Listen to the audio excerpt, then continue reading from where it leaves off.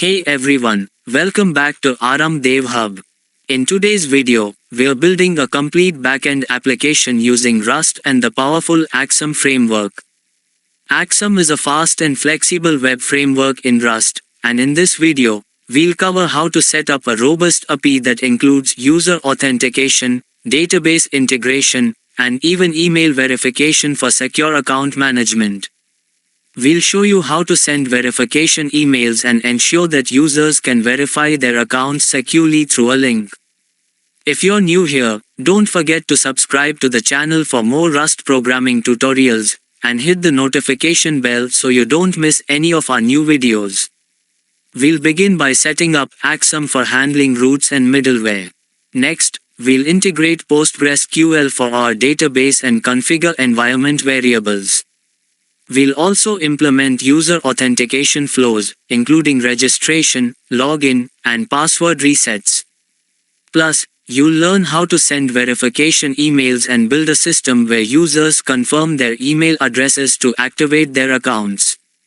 By the end, you'll have a fully functional backend powered by Axum, complete with secure email verification. In this section, creating new project in Rust. First, let's open up the terminal and navigate to the directory where we want to create this project. Once you're there, we'll run the command to create a new Rust project. This command, cargo new Axum_auth_backend, creates a new Rust project with the name Axum_auth_backend. By default, cargo sets this up as a binary crate, which means it generates an executable. Cargo automatically assumes we want a binary project, perfect for our backend application.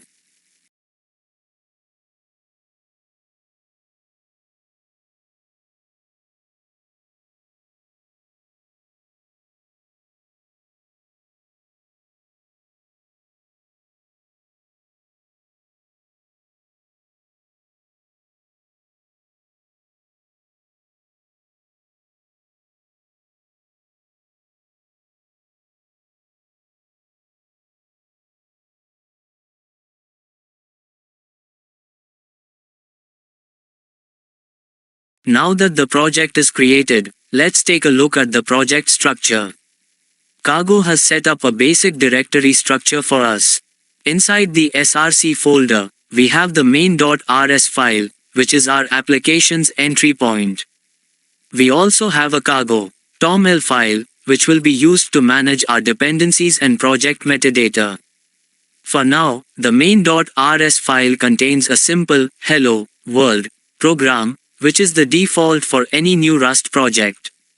We'll soon replace this with the core of our authentication backend. The next step is to configure our environment variables. This is crucial for managing sensitive information like database credentials, JWT secrets, and SMTP server settings. Let's create a .env file in the root of our project. First, let's create a new file in the root of our project directory and name it .env. This file will store all our environment-specific configurations. Inside the .env file, we'll start by adding the configuration for our PostgreSQL database connection. This database URL points to our PostgreSQL database. Here, Postgres is the username, password is the password, localhost indicates that the database is running locally, 5432 is the default PostgreSQL port, and Axum_auth is the name of our database. Be sure to replace these values with your actual database credentials if they differ. Next, let's add the configuration for JSON Web Token, or JWT, which we'll use for securing our authentication system. The JWT secret key is used to sign and verify our tokens, ensuring they're secure. Make sure to use a strong, unique key in your actual project. The JWT-MAXAGE defines how long the token will remain valid, here set to 60 minutes. Finally, let's configure the SMTP server settings. This will allow our backend to send emails, which is often required for things like account verification or password resets. Here, SMTP server is the address of your email provider's SMTP server. The SMTP port is set to 587, which is commonly used for TLS. You'll replace SMTP username and SMTP password with your actual email credentials, and SMTP from address with the email address you want to use for sending emails, such as no-reply@yourdomain.com. With the .env file set up, our application is now configured to connect to the database, generate and verify JWT tokens, and send emails via SMTP. Remember to keep this file secure and avoid committing it to version control by adding .env to your gitignore file. Now that we've set up our .env file with the necessary configurations, it's time to add the dependencies we'll need for our Axum Auth backend project. We'll be adding these to our cargo .toml file. Let's get started. First, let's open the cargo .toml file, which is located in the root of our project directory. This file is where we manage our project's dependencies and metadata. Now, let's go ahead and add the following dependencies under the Dependencies section of our cargo .toml file. Let's break down what each of these dependencies does. Argon2. This is a popular password hashing algorithm that we'll use to securely store user passwords. Async trait. This allows us to use async functions in trait definitions, which is helpful for building async applications. Chrono. A powerful date and time library that we'll use for handling timestamps, especially with database records. We've enabled the SERD feature to easily serialize and deserialize date and time. .env. This library loads environment variables from a .env file, making it easier to manage configurations. JSON Web Token. Used for creating and validating JSON Web Tokens, JWT, which are essential for our authentication mechanism. SERD and SERD_JSON. These are the standard libraries for serializing and deserializing Rust data structures to and from JSON. SQLx. An async, pure Rust SQL toolkit, which we'll use for interacting with our PostgreSQL database. The features enabled here support various functionalities like async runtimes, PostgreSQL, handling UUIDs, and working with Chrono. UUID. This library helps generate and work with UUIDs, often used as unique identifiers in our database. Validator. Provides validation functionalities for our data models, with support for deriving validation rules. Axum. The core framework we'll use for building our HTTP server and handling routes. Axum Extra. Adds extra utilities to Axum, like cookie handling, which is important for session management. Tokyo. The async runtime that powers our application, providing everything from timers to networking. Tower. A library of modular and reusable components for building robust networking clients and servers. Time. A library for working with time, which complements Chrono. Tower HTTP. Adds useful HTTP utilities for working with Tower and Axum, like CORS and tracing support. Tracing Subscriber. Provides utilities for collecting structured, event-based logs, which are vital for debugging and monitoring. Letra. A library for sending emails, which we'll use in our authentication process, particularly for sending verification emails or password reset links. With these dependencies added to our cargo .toml file, we are now equipped to build a powerful and secure authentication backend. In the next section, we'll dive into setting up our database models and connecting to our PostgreSQL database. Let's keep moving forward. Alright, now that we've added our dependencies to the cargo .toml file, the next step is to install the SQLx-CLI tool. This command line tool will help us manage our database, including running migrations and interacting with our database directly. Let's go ahead and install it. To install SQLx-CLI, we'll run the following command in our terminal. Cargo install SQLx-CLI, no default features, features native TLS, Postgres. Let's break down what this command does. Cargo install SQLx-CLI. This tells Cargo to install the SQLx-CLI tool. No default features. This flag ensures that none of the default features are included, which helps keep the installation lean. Features native TLS, Postgres. We enable the native TLS and Postgres features to ensure we have secure connections and PostgreSQL support. This might take a moment as Cargo downloads and compiles the necessary packages. Once it's done, we'll be ready to interact with our PostgreSQL database. Now that SQLx-CLI is installed, we can create our database. We'll use the following command to do that. This command reads the database URL from our .env file and creates the specified database in PostgreSQL. As you can see, the database named Axum_Auth has been successfully created. If you check your PostgreSQL server, you'll see that a new database has been added with the name Axum_Auth. This is where we'll be storing all of our application's data, including user information, authentication tokens, and more. With the database created, we are now set to start building the data layer of our application. Now that we've set up our PostgreSQL database, it's time to create the database schema for our users table. We'll start by adding a new migration using SQLx. This migration will define the structure of our users table and handle the necessary database changes. To create a new migration, we'll run the following command in our terminal. SQLx migrate add our users. This command generates two SQL files in the migrations directory, an up file for applying changes and a down file for rolling them back. The R flag tells SQLx to generate reversible migrations, which is a good practice for managing database changes. As you can see, two files were created, users, up.sql and users, down.sql. Let's go ahead and define the SQL statements for our migration. First, we'll edit the users, down.sql file, which defines how to undo the migration if necessary. Here's what we'll add. These commands will remove the users table, the user_role type, and the UUIDOSSP extension if we ever need to roll back this migration.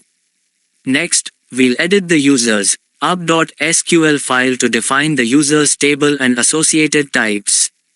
Here's the SQL code we'll add. Let's break down what's happening here. Create type user_role as enum, admin, user.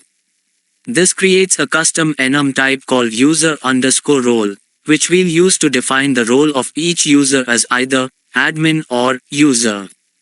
Create extension if not exists, UUIDOSSP. This command ensures that the UUIDOSSP extension is available, which we need for generating UUIDs in PostgreSQL.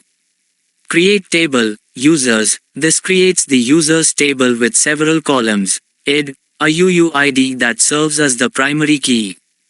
Name, a varchar field for storing the user's name. Email, a unique varchar field for storing the user's email address. Verified, a boolean flag indicating whether the user's email is verified. Password, a varchar field for storing the hashed password. Verification_token, a varchar field for storing the email verification token. Token_expires_at, a timestamp field indicating when the verification token expires. Role, the user's role, which defaults to user.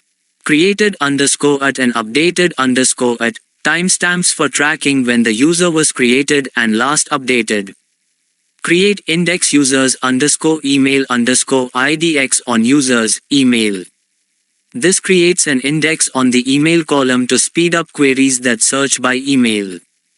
With these changes in place, our migration is ready to be applied. In the next section, we'll run this migration to create the users table in our database. This is a crucial step in setting up our authentication backend, so stay with me as we continue building. Now that we've defined our migration files, it's time to apply these changes to our database. This will create the users table and set up everything we need to start handling user data. We'll run the following command to execute our migration. SQLx migrate run. As you can see, SQLx is applying the migrations, creating the necessary database structure as defined in our users up.sql file.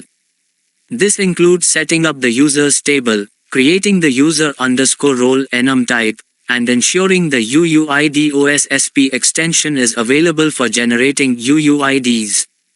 Once the migration runs successfully, you'll see a confirmation message indicating that the migration was applied. Our database now has a users table ready for storing user information.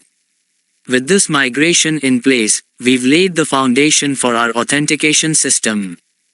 The users table will store critical user data like names, email addresses, passwords, and roles. This setup is essential for managing user accounts and ensuring secure authentication in our application. In the next part of this series, we'll start writing the Rust code to interact with our database, implement user authentication, and much more. Stick around as we continue building this powerful Rust-based authentication backend. Now that our database is set up, it's time to define the data models that will represent our users in the application. We'll start by creating a new models.rs file, where we'll define the user struct and the user role enum.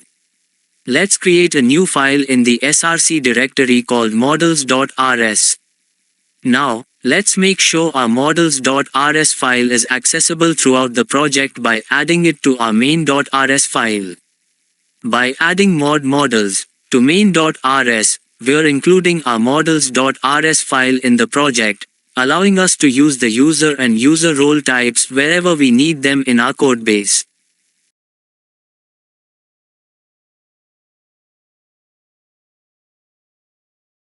Now in models.rs file, we'll define our user role enum and user struct. Here's the code we'll add.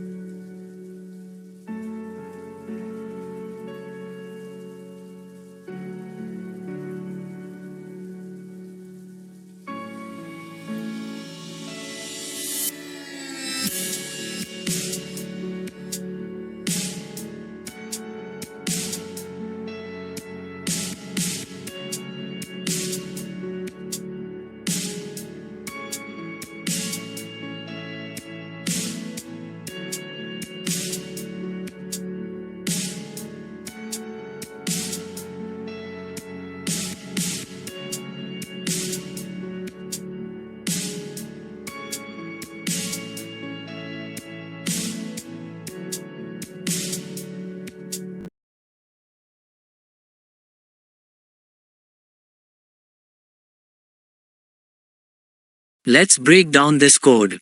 First, we have the user role enum, which defines two possible roles for our users, admin and user. The hash SQLx type underscore name equals user underscore role, rename underscore all equals lowercase attribute ensures that these roles are stored in the database as lowercase strings, matching the enum type we created in our migration. Next, we define the user struct, which represents a user in our system.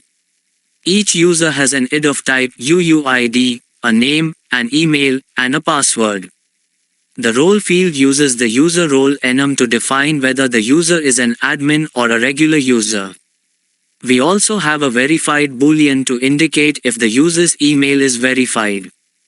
In addition to these standard fields, we've added two optional fields, verification underscore token and token underscore expires underscore at. These fields will help us manage email verification tokens and their expiration times.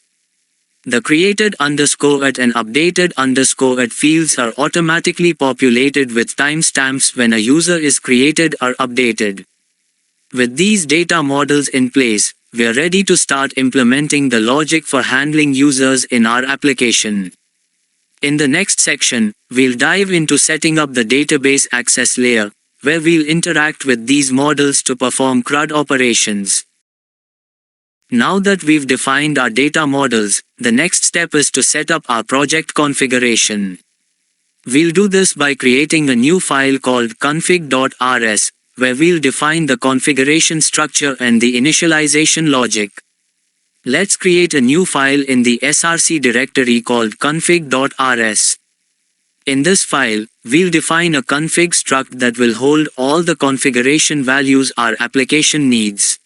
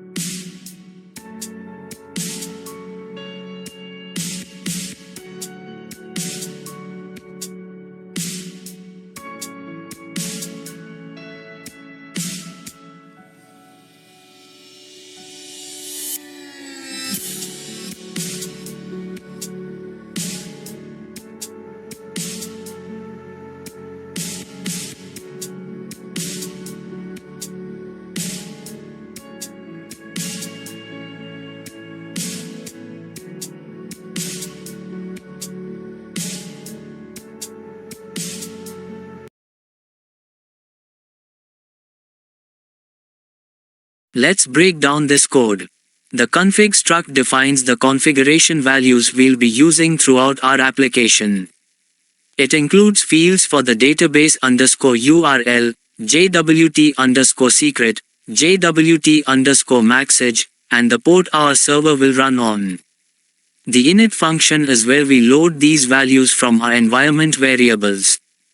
We're using std, env, var to retrieve the values of databaseurl, jwtsecretkey, and jwtmaxage. If any of these environment variables aren't set, the function will panic, making sure we don't miss any critical configuration. For now, we're setting the port to 8000 by default, but you could easily make this configurable by adding another environment variable if needed. With our configuration in place, we are now ready to start building out the rest of our application, including setting up the database connection and adding API endpoints. In the next part, we'll dive into connecting to the PostgreSQL database using the SQLx library. With our models and configuration set up, it's time to create our data transfer objects, or DTOs. DTOs are used to transfer data between different layers of our application and are crucial for defining how data is received and sent in API requests and responses. Let's create a new file in the src directory called dtos.rs.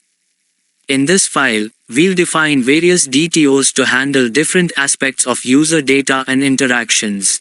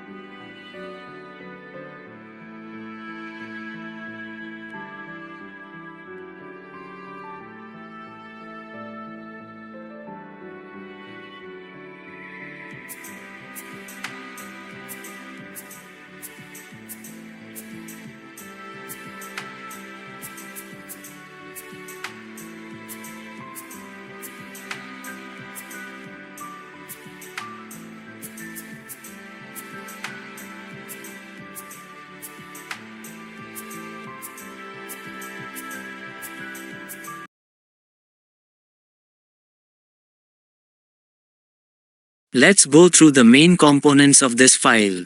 First, we have register user DTO and login user DTO, which are used for user registration and login respectively.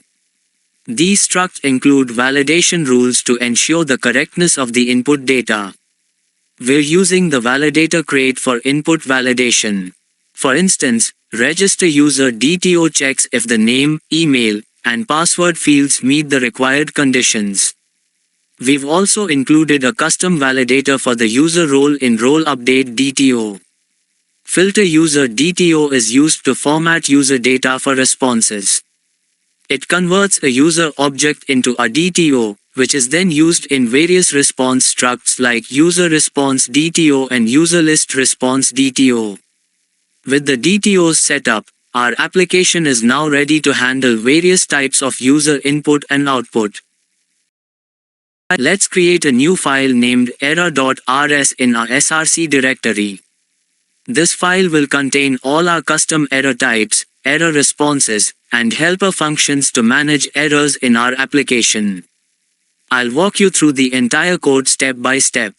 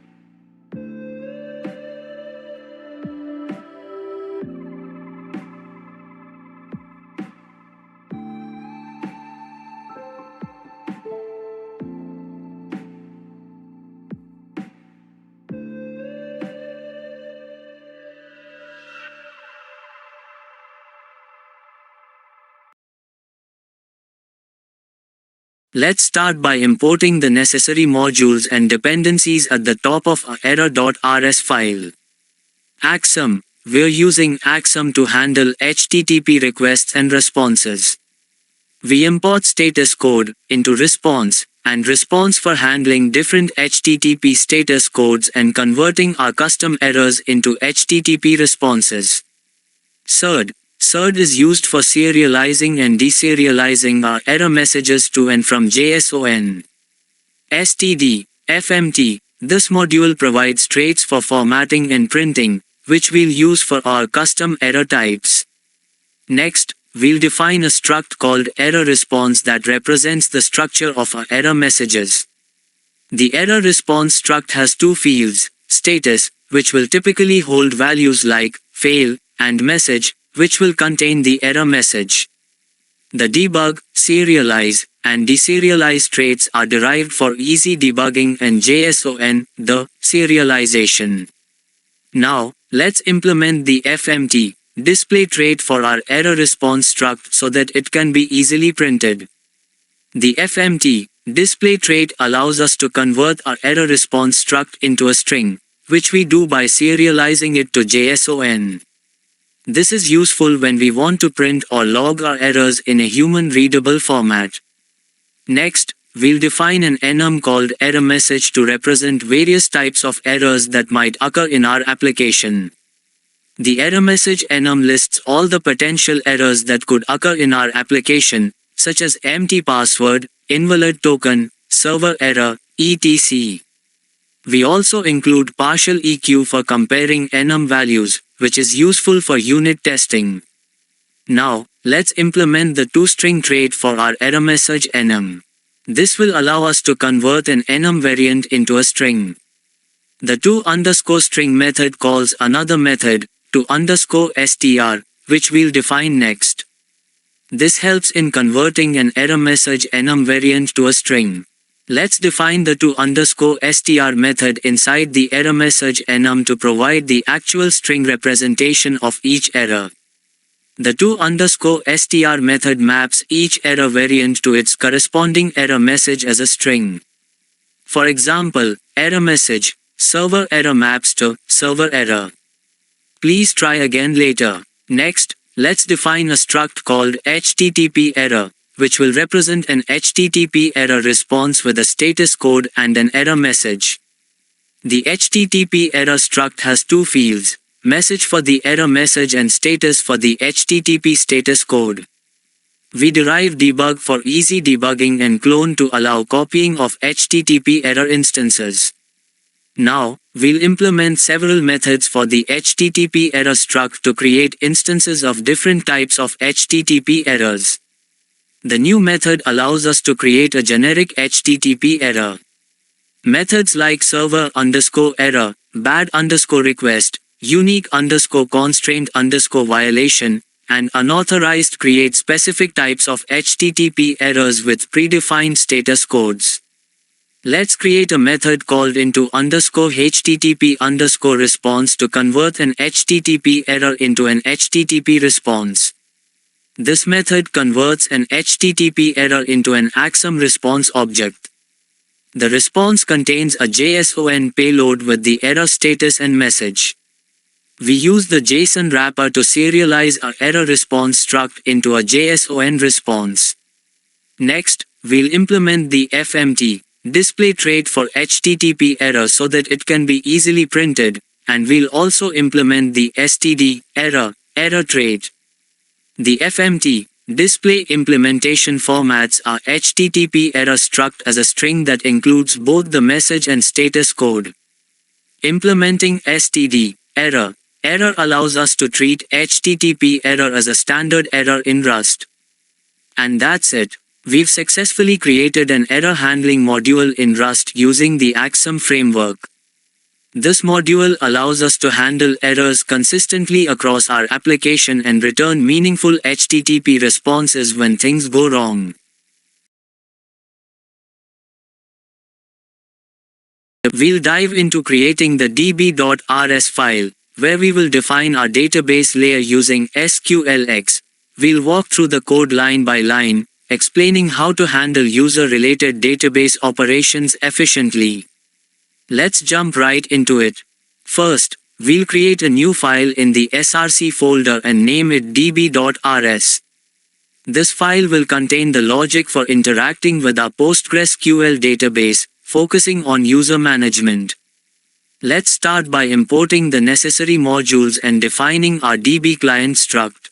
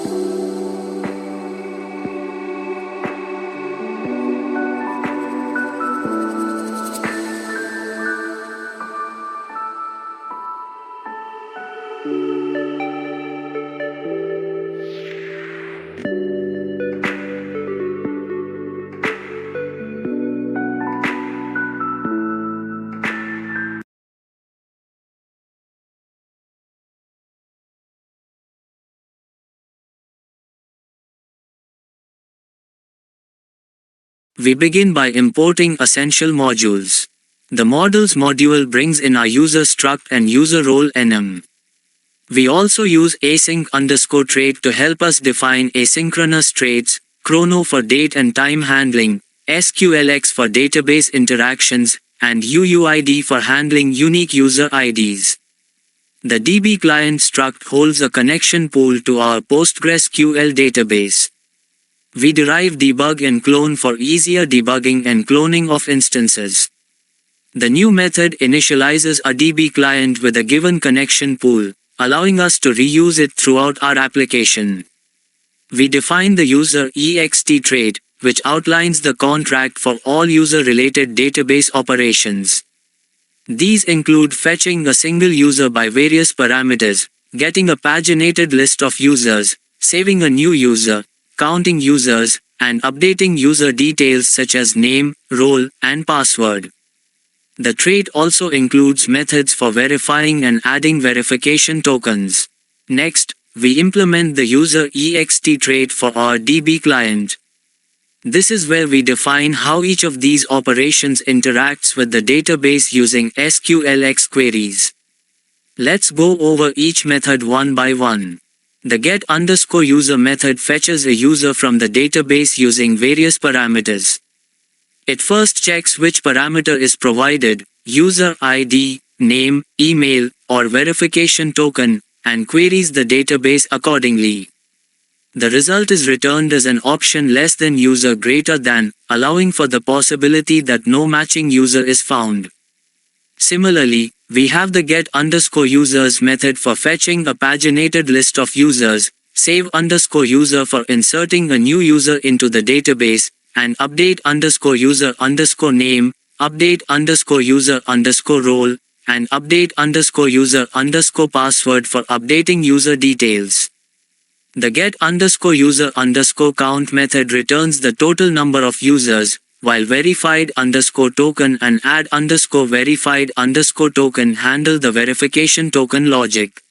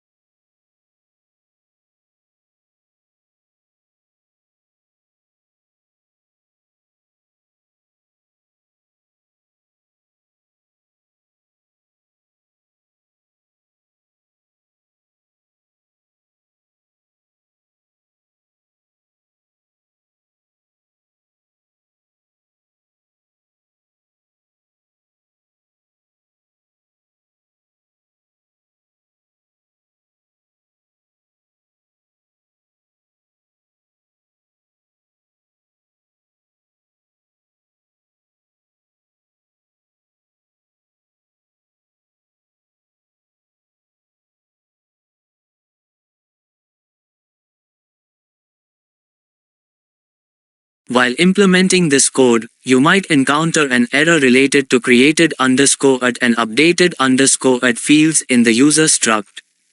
To fix this, head over to the models.rs file and change the types of created_at and updated_at fields to option less than datetime less than UTC greater than from datetime less than UTC greater than. This will allow these fields to be nullable, making it easier to handle cases where these dates haven't been set yet. By changing these fields to option less than datetime less than UTC greater than, we allow for the possibility that these timestamps might not always be present, especially when creating new records where these values are generated later. Next, navigate to DTOs.rs and update the filter user DTO function to unwrap the created_at and updated_at fields, as these are now non-nullable. And that's it. We've successfully implemented the database layer for our Rust application, handling various user-related operations. The db.rs file now serves as the backbone of our database interactions, ensuring that data is managed efficiently and securely.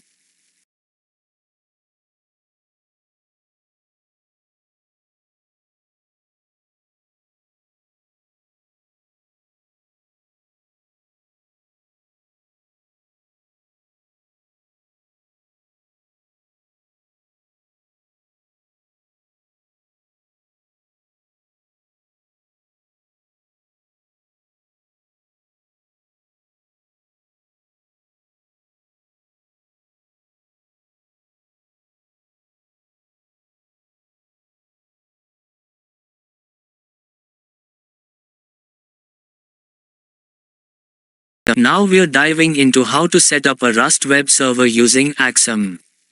We'll walk through the code in the main.rs file, explaining each line so you can understand how it all works together. Let's get started. Here's the complete code we'll be working with. This setup includes several key components: Axum for the web framework, .env for environment variables, SQLx for database connections, and tower_HTTP for handling CORS. Let's break this down step by step. Now, go to main.rs file.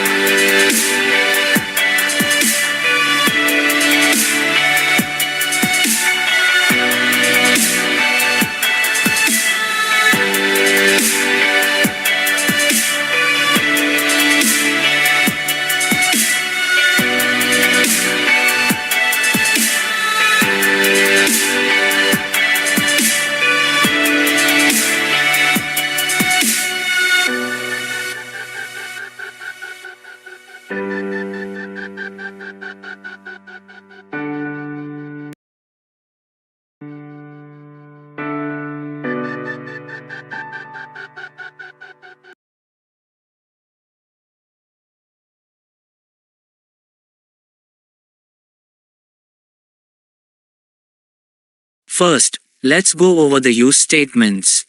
We import the necessary modules from Axum, including HTTP utilities and the router for building our application. We also bring in the config from our config module to manage our environment settings, DB client from our database module for handling database operations, .env for loading environment variables, and PG pool options from SQLx to create a connection pool for our PostgreSQL database. We're also using CORS layer from tower_http to handle CORS and tracing_subscriber to set up logging for debugging purposes. Next, we define a struct called appState.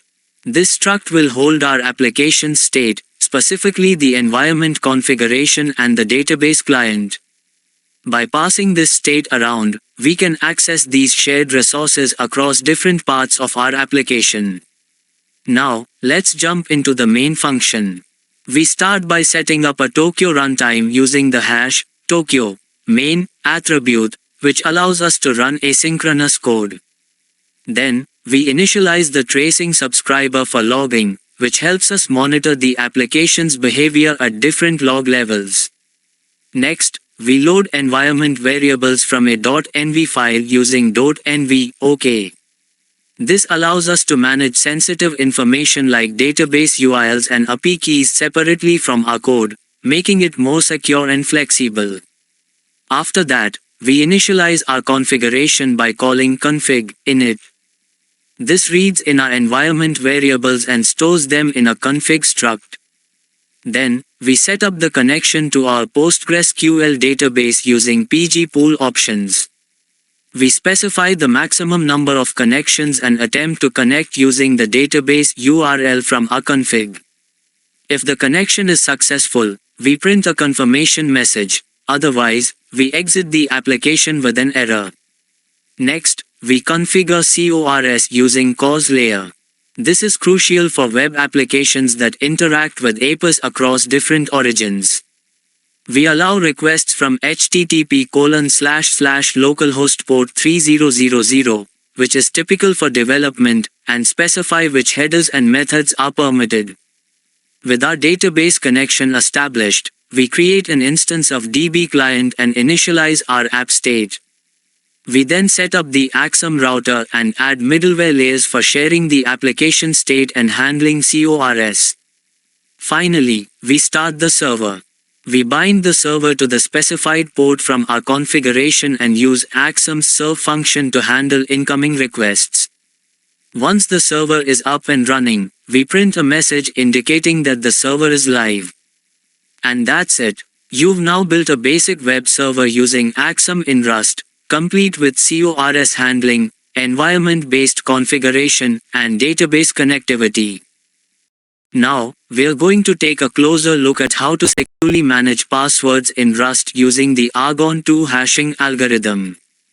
We'll walk through creating a utils folder, adding a mod.rs file, and writing the password hashing and verification functions. Let's jump right in. First, let's set up our project structure. We'll create a new folder called utils inside our project directory. This folder will hold utility functions that we'll use across our application. Inside the utils folder, create a new file named mod.rs. This file is used to declare modules within the utils folder. For now, we'll add a simple line to include our password module. This line tells Rust that the password module exists, and it should be included when we use utils in our project. Now, let's create another file inside utils called password.rs. This is where we'll write our functions for hashing and verifying passwords using the Argon2 algorithm. Here's the complete code.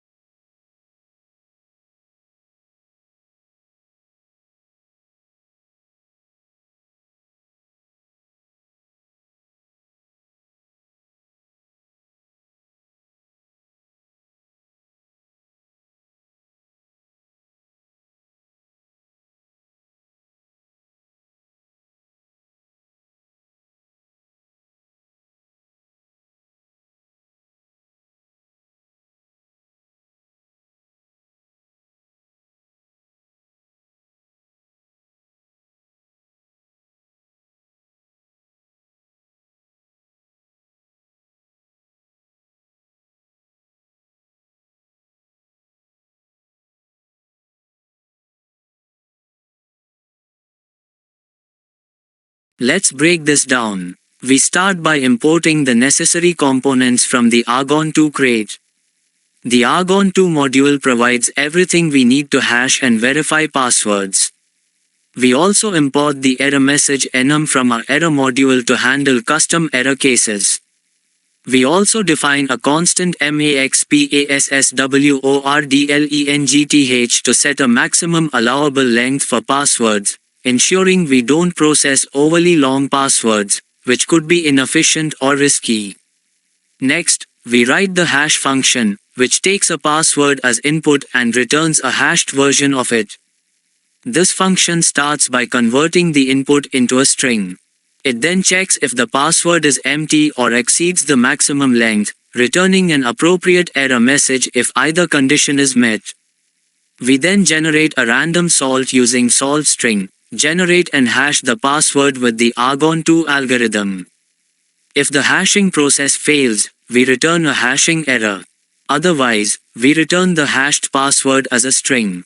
Next, we implement the compare function, which takes a plain text password and a hashed password as inputs. This function checks if the password is valid by ensuring it's not empty and doesn't exceed the maximum length. We then pass the hashed password using password hash, new. If the format is invalid, we return an invalid hash format error. The function then uses Argon2 to verify if the plain text password matches the hashed password. The result is returned as a Boolean value. And that's it. You've now implemented a secure password management system using Rust and Argon2. We've created functions to hash passwords and verify them against stored hashes, ensuring the security of user credentials in your application. Now, we're diving into JWT, JSON Web Tokens, in Rust. We'll create and decode JWTs using the JSON Web Token crate, and see how to handle these tokens securely in your Rust applications. Let's get started. First, we need to create a new file in our utils folder named token.rs. This file will handle all the logic related to JWT token creation and decoding.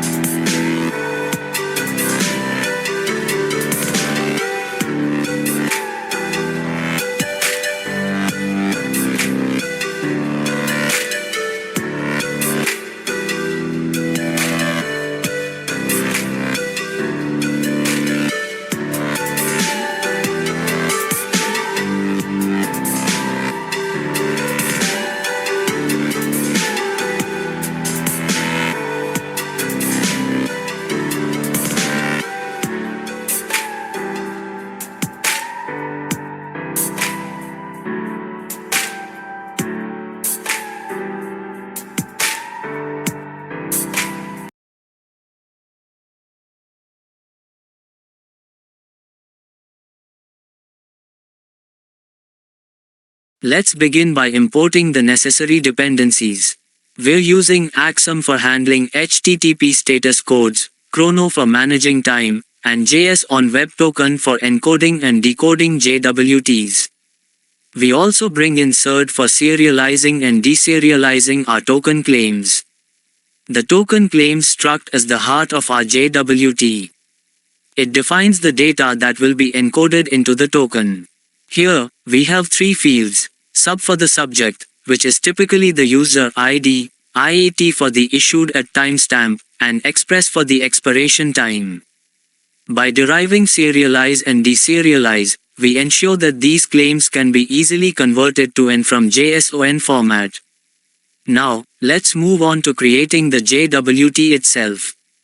The create_token function takes three parameters: the user_id, a secret key for signing the token, and expires_in_seconds to define how long the token will be valid. The first thing we do is check if the user_id is empty. If it is, we return an error indicating an invalid subject. Then, we get the current time using UTC, now, and calculate the IAT, issued at, and express, expiration, times. The expiration time is calculated by adding the specified duration to the current time. Next, we create a token claims instance with the user ID, issued at time, and expiration time. We then use the encode function from the JS on Web Token crate to create the JWT. The encode function takes the default header, the claims, and the secret key, and returns the encoded JWT. If successful, the function returns the JWT as a string. Otherwise, it returns an error from the JS on Web Token crate. Now, let's decode the JWT to verify its validity and extract the user ID. The decode_token function takes a token and the secret key as inputs. We use the decode function from the JS on Web Token crate, passing in the token, the decoding key derived from the secret, and a validation object that specifies the algorithm used, in this case, hydrogen sulfide. The decode function attempts to decode the token and validate it. If successful, it returns the claims, from which we extract the subfield, representing the user ID. If the token is invalid or cannot be decoded, we return an HTTP error with a status code of 401 unauthorized. And there you have it.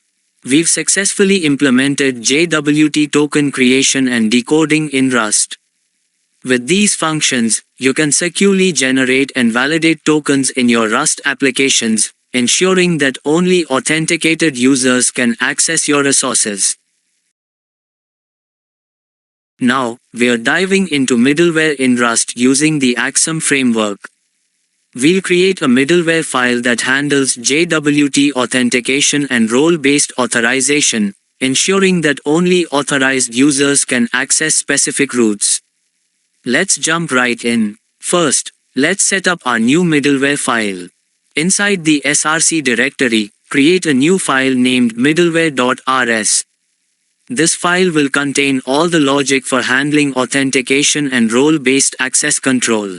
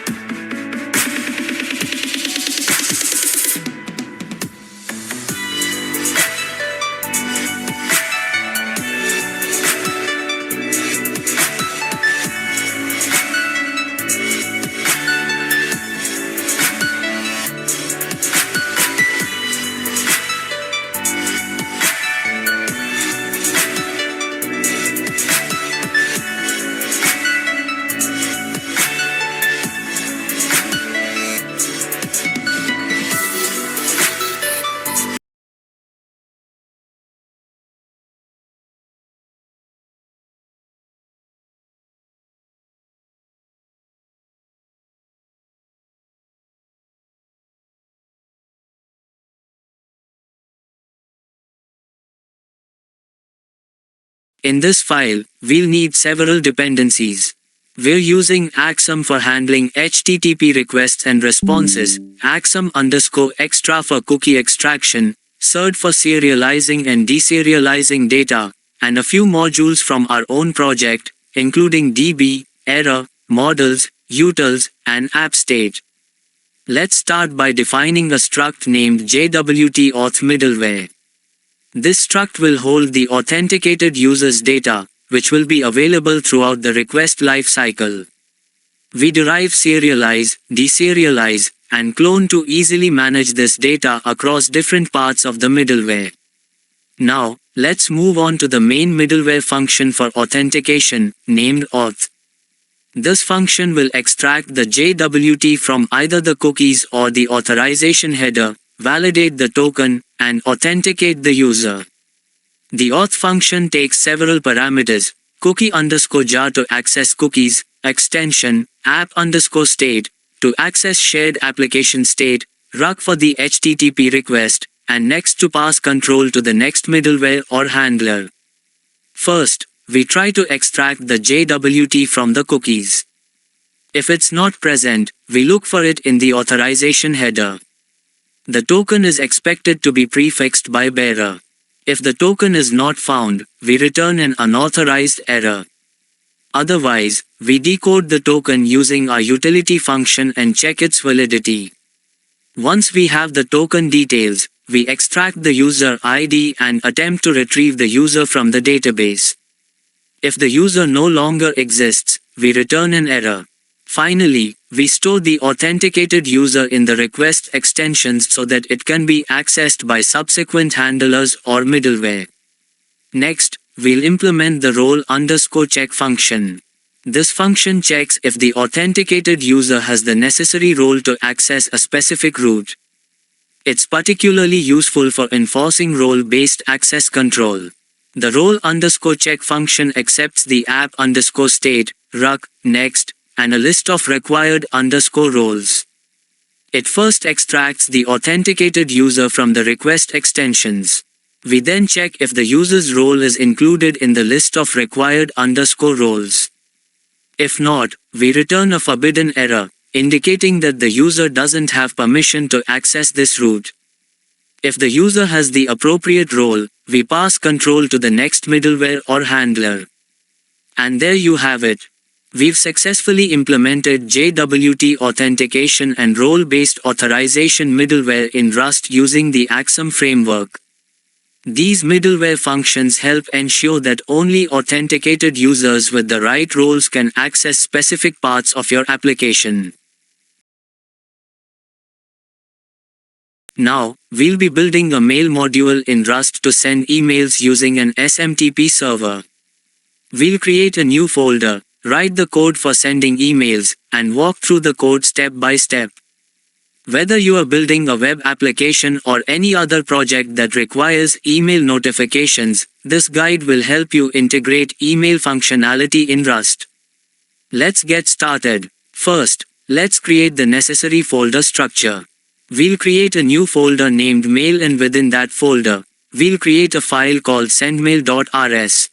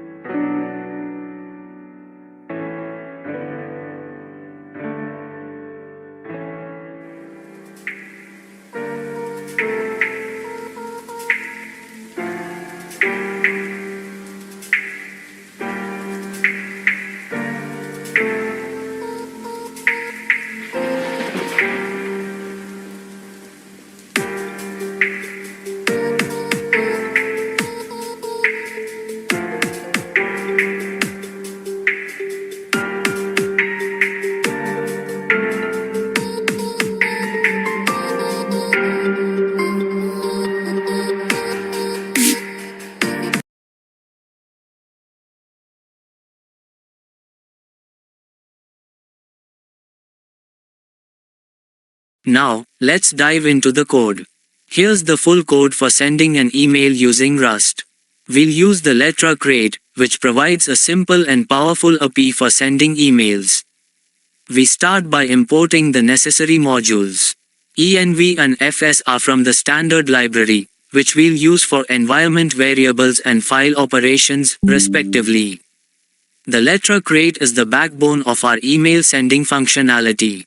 It provides structures like message for creating an email, SMTP transport for sending it, and credentials for SMTP authentication. This is our main function, send email, which takes 4 parameters. To email, the recipient's email address. Subject, the subject of the email. Template path, the path to the HTML template file. Placeholders, a list of placeholder key-value pairs for dynamic content replacement in the email template. The function returns a result indicating success or an error. Here, we retrieve the SMTP configuration from environment variables. SMTP username, your SMTP username. SMTP password, your SMTP password. SMTP server, the SMTP server address. SMTP port, the port number for the SMTP server. These details are crucial for authenticating and connecting to your email server. We then read the HTML email template from the file system using the provided template path. This template will serve as the body of our email. Next, we loop through the placeholders and replace any keys in the template with their corresponding values. This allows us to customize the email content dynamically. We create the email message using the message builder API. The from, to, and subject fields are populated, and we specify that the email content is HTML. The body of the email is set to our processed HTML template. We then configure the SMTP transport. Credentials. New is used to create credentials with your SMTP username and password. SMTP transport. Startles relay sets up the SMTP connection with the specified server and port, using TLS for security. Build finalizes the transport. Finally, we send the email using the mailer send method. If the email is sent successfully, we print a success message. Otherwise, we handle any errors that occur during the process. Now, we'll be extending our Rust email module by creating a new file to handle different types of emails, including verification, welcome, and password reset emails. We'll use HTML templates that I've already added to my GitHub repo, which you can find linked in the description. Let's get started. Before we jump into the code, let me explain what we are working with. I've added a templates folder in my GitHub repository under the mail directory. This folder contains 3 HTML email templates: REST password email, HTML; verification email, HTML; welcome email, HTML. These templates will be used to create customized emails for different scenarios in our application. Let's start by creating a new file in the mail folder called mails.rs. This file will contain functions to send different types of emails using our previously defined send_email function.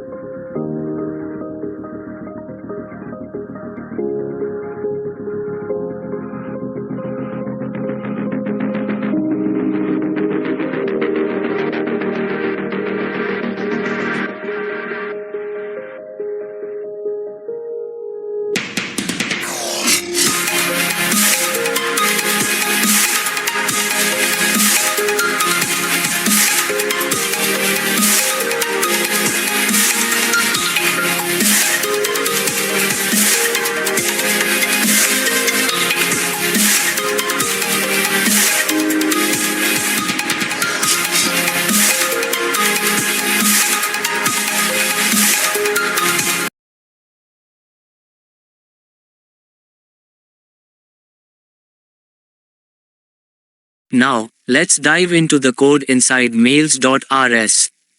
I'll walk you through each function and explain how they work. We start by importing the send_email function from the sendmail.rs file we created earlier. This function will be the backbone of our email sending operations. The send_verification_email function is our first function. It takes the recipient's email, username, and a verification token as parameters. We define the subject of the email and the path to the verification email, HTML template. We also create a verification link using the create_verification_link function, which we'll define next. We create a placeholders vector that maps placeholders in the HTML template to actual values like username and verification_link. We then call the send_email function, passing the recipient's email, subject, template path, and placeholders to send the email. The create_verification_link function generates the full URL for email verification by appending the token to the base URL. This link is included in the verification email for the user to click and verify their email address. Next, we have the send_welcome_email function. This function is simpler, as it only needs to replace the username placeholder in the welcome email HTML template. The rest of the process is the same as the verification email. Finally, we have the send_forgot_password_email function. This function sends a password reset email with a reset link. It replaces the username and reset_link placeholders in the REST password email HTML template before sending the email. With these functions in place, make sure the template files are in the correct location, and your SMTP server details are set up in your environment variables. You can call these functions whenever you need to send verification, welcome, or password reset emails.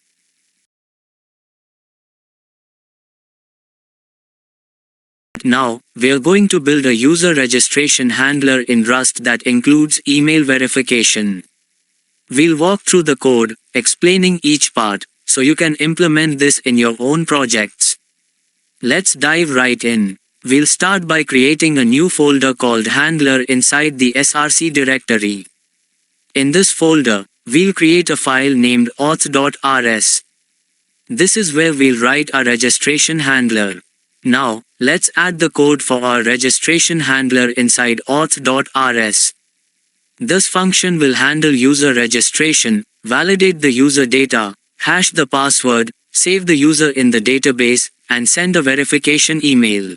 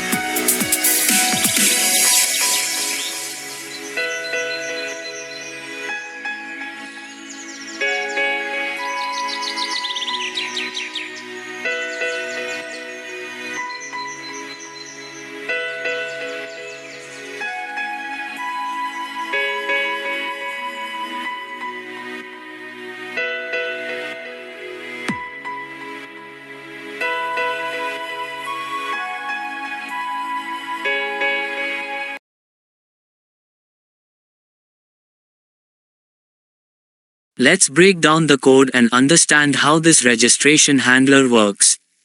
We start by defining an asynchronous function register.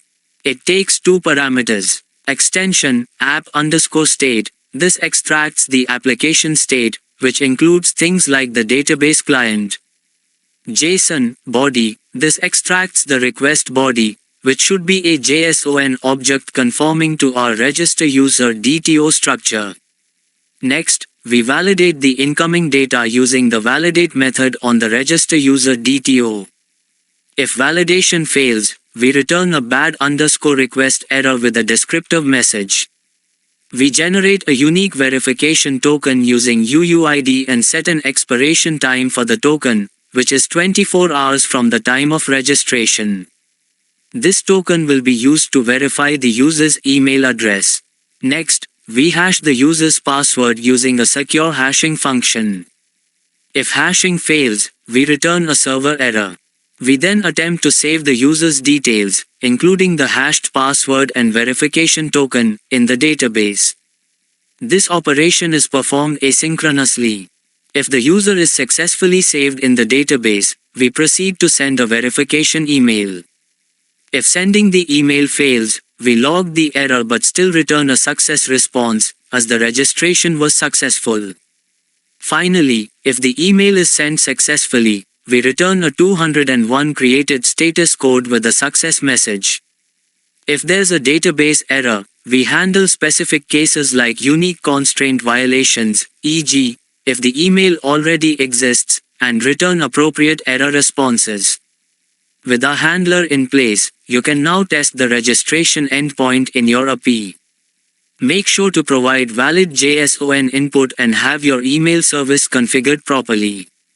The handler will validate the input, hash the password, save the user to the database, and send a verification email.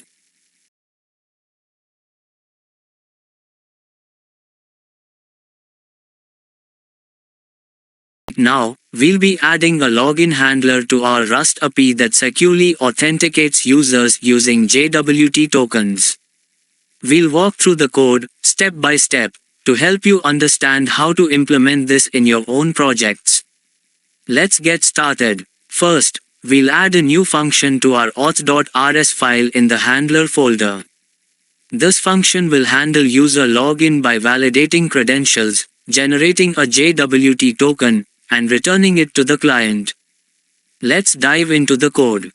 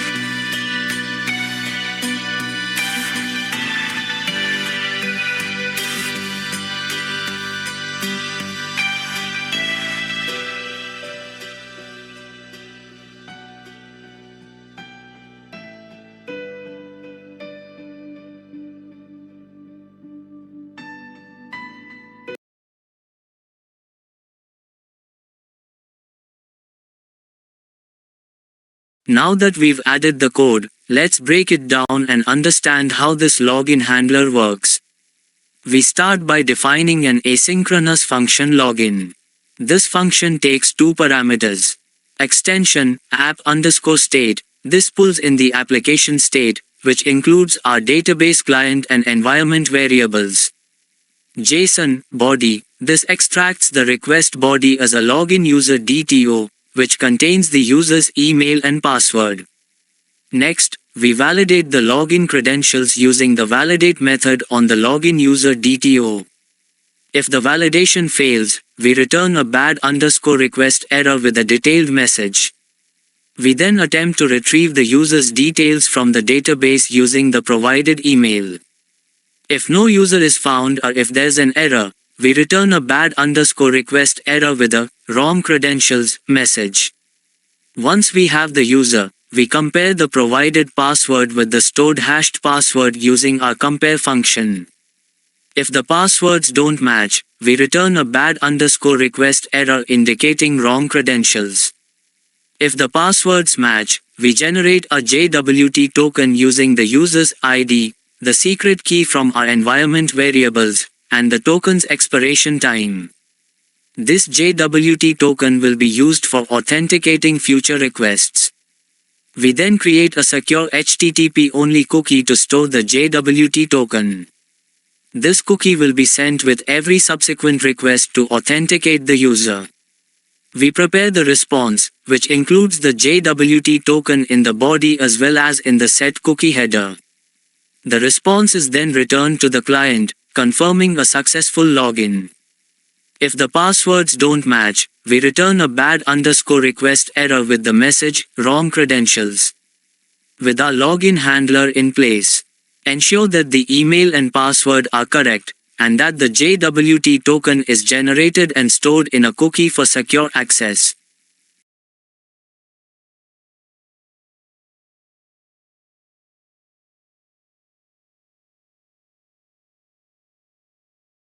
Now, we're going to implement an essential feature for any web application, email verification. We'll walk through how to add this functionality to our Rust API, ensuring that new users verify their email addresses before accessing your services. Let's jump right into the code. We'll begin by adding a new function called verify_email in our auth.rs file. This function will handle the verification of a user's email using a token that was sent to them during the sign-up process. Let's go through the code together.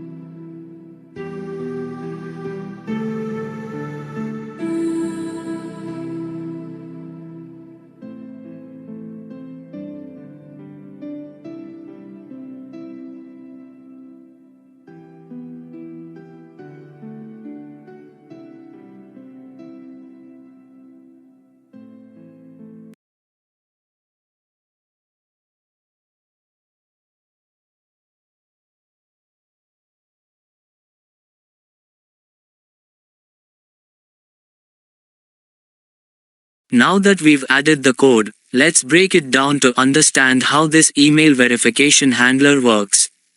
We start by defining an asynchronous function verify_email.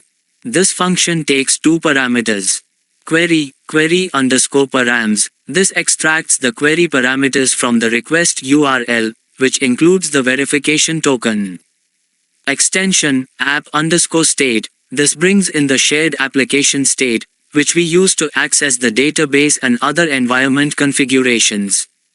First, we validate the query parameters to ensure that the verification token is present and correctly formatted. If the validation fails, we return a bad_request error with a detailed message. We then attempt to retrieve the user associated with the verification token from the database. If no user is found or the token is invalid, we return an unauthorized error indicating an invalid token. Next, we check if the verification token has expired by comparing the current time with the token's expiration time stored in the database. If the token is expired or invalid, we return a bad_request error. Once we've verified the token, we update the database to mark the token as verified, ensuring that it can't be used again. After the user is verified, we send a welcome email to them. If sending the email fails, we log the error but continue with the process. Next, we generate a new JWT token for the user. This token will be used for authenticating the user in subsequent requests. We then create a secure HTTP-only cookie to store the JWT token. This cookie will be sent with every request to authenticate the user. We append the set cookie header to the response, which will send the JWT token cookie to the user's browser. Finally, we redirect the user to the front-end application, specifically to the settings page. The response includes the JWT token in the headers for secure access. With our email verification handler in place, make sure to test both successful and failure scenarios, such as using an expired or invalid token, to ensure everything works as expected.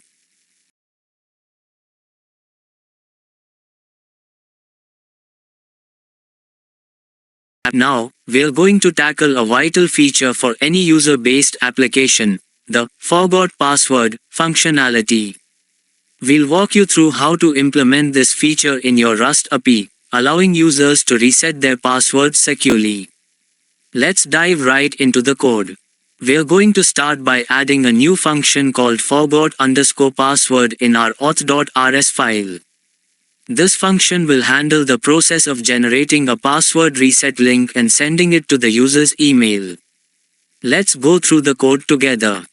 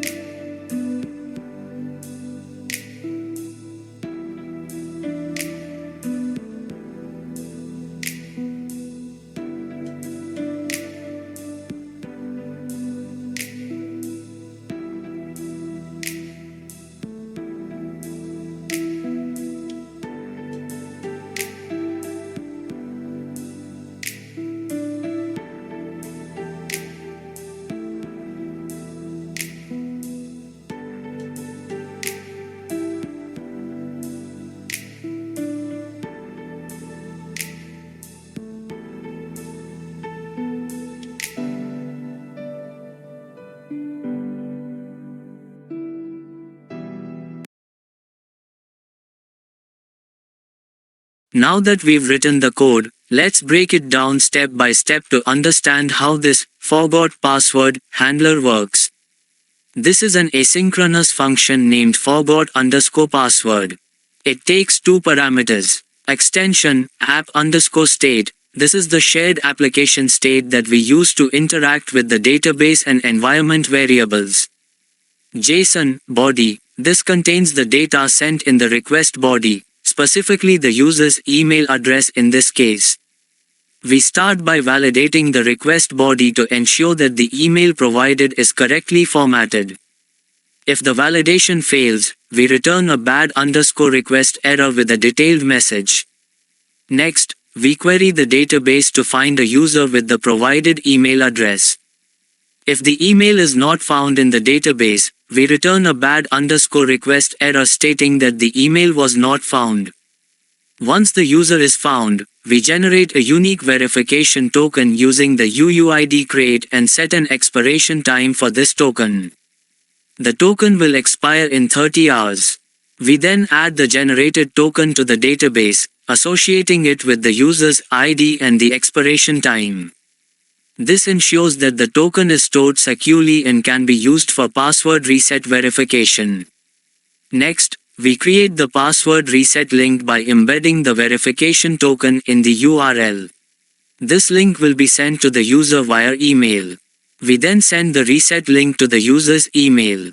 If the email fails to send, we log the error and return a server_error to inform the client that the email could not be sent. Finally, we prepare a success response indicating that the password reset link has been sent to the user's email. The function returns the success response in JSON format, indicating that the process was completed successfully. Now that we've implemented the forgot password functionality, ensure you check both successful cases and potential errors, such as when an invalid or non-existent email is provided.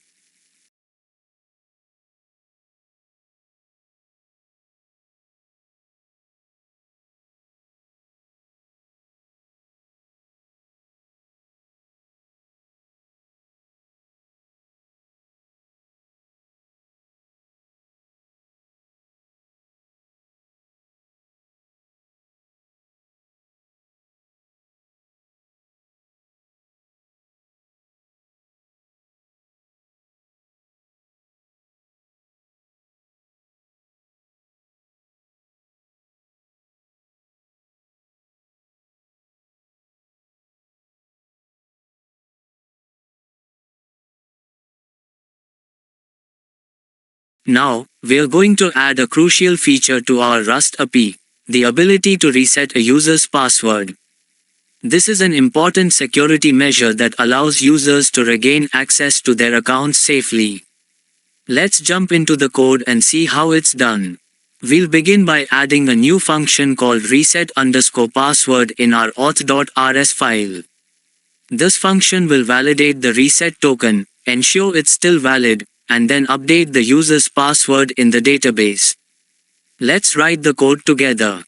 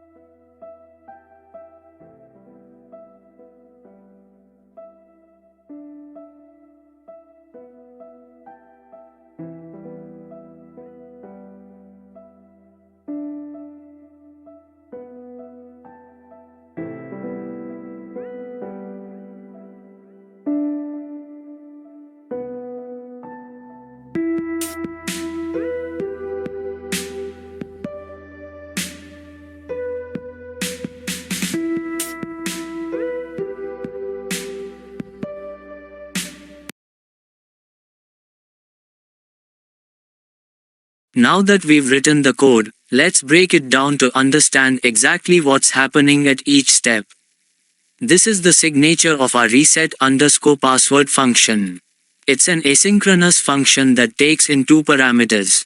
Extension, app_state, the shared application state, which includes our database client and environment variables. JSON, body, the data sent in the request body, specifically the reset token and new password provided by the user. We start by validating the request body to ensure the input data, such as the token and new password, meet the required standards. If validation fails, a bad_request error is returned with a detailed message. Next, we query the database to find the user associated with the provided token. If the token is invalid or expired, we return a bad_request error with a relevant message. We then check if the token has expired. If the current time exceeds the token's expiration time, we return a bad_request error indicating that the token has expired. If there's no expiration time, we also return an error.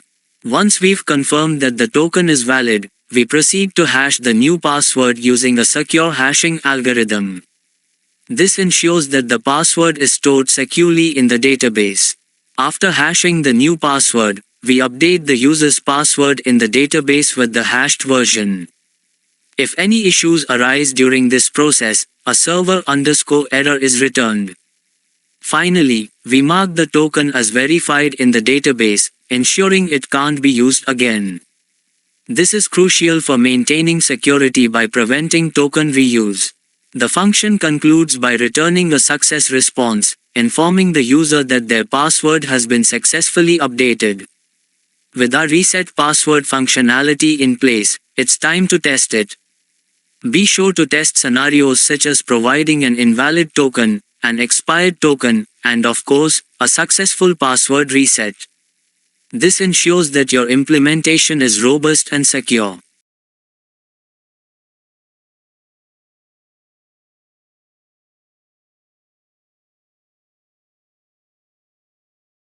Now, we'll be setting up the essential routes for our Rust API's authentication system. We'll walk through how to organize these routes using the auth_handler function, which will group together all our authentication-related endpoints. Let's dive right into the code. We're going to start by adding a function named auth_handler in our auth.rs file. This function will serve as a central hub for all the authentication routes in our application. By grouping these routes together, we keep our code organized and make it easier to manage in the future.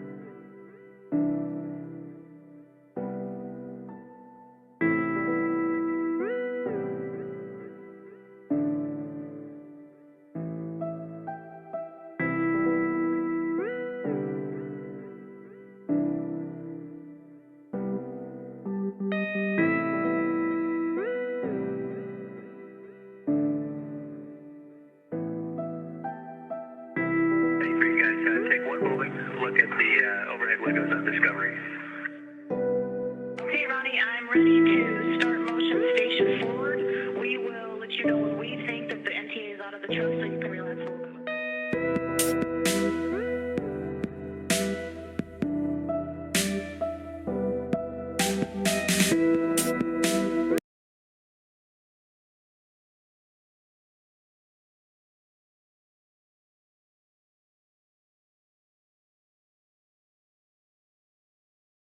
Let's break down this auth_handler function step by step. We start by defining the auth_handler function, which returns a router object. The router new function initializes a new router, which will hold all our authentication-related routes. Routers in Rust act as traffic controllers, directing incoming HTTP requests to the appropriate handler functions. The first route we add is for user registration. We use root, register, post, register to specify that when a post request is made to the register endpoint, the register function will handle it. This function will handle the logic for creating new user accounts. Next, we add the login route. Similar to the registration route, this one also listens for post requests, and the login function handles user authentication, checking their credentials and issuing tokens if valid. The verify route is for email verification. This route listens for GET requests and invokes the verify_email function. This function typically verifies a user's email address, which is essential for ensuring the authenticity of users. The forgot password route handles requests from users who have forgotten their passwords. By using a post request, this route triggers the forgot_password function, which will generate and send a password reset link to the user's email. Finally, we add the reset password route. This route listens for post requests, and the reset_password function is called to handle the actual password reset process. This function verifies the reset token and updates the user's password in the database. Now that we've set up our auth_handler with all the necessary routes, by setting up the auth_handler, we've created a clean and organized structure for managing all our authentication routes. This will make it easier to maintain and expand our authentication system as our project grows. Now, we're going to fix a common error in Axum related to custom error handling. If you're getting an error related to the handler trait not being satisfied, this video will guide you through the solution. The error occurs because Axum's routing system expects our handler functions to return a type that implements the into_response trait. This trait allows the function's return value to be converted into a proper HTTP response. In our case, our custom HTTP error type doesn't automatically implement this trait, which is why Axum can't process it. To solve this, we need to implement the into_response trait for our HTTP error type. This will allow Axum to convert our custom errors into HTTP responses. Let's go to the error.rs file and add this code at the end of the file. This code snippet does a few things. It imports the necessary into_response and response types from Axum. It implements the into_response trait for our HTTP error type. The into_response function calls our into_HTTP_response method, converting the HTTP error into an Axum response that can be sent back to the client.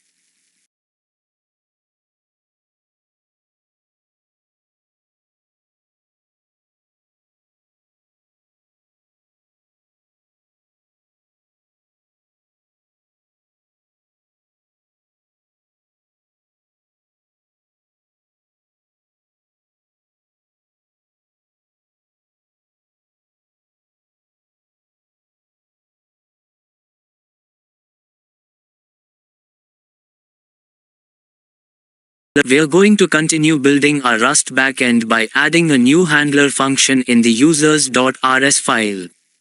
This handler will allow authenticated users to fetch their profile information securely. So, let's dive right in. First, let's create a new file in our handler folder called users.rs. This file will house the logic for handling user-related requests, starting with our get_may function. Once the file is created, we'll add the following code to it.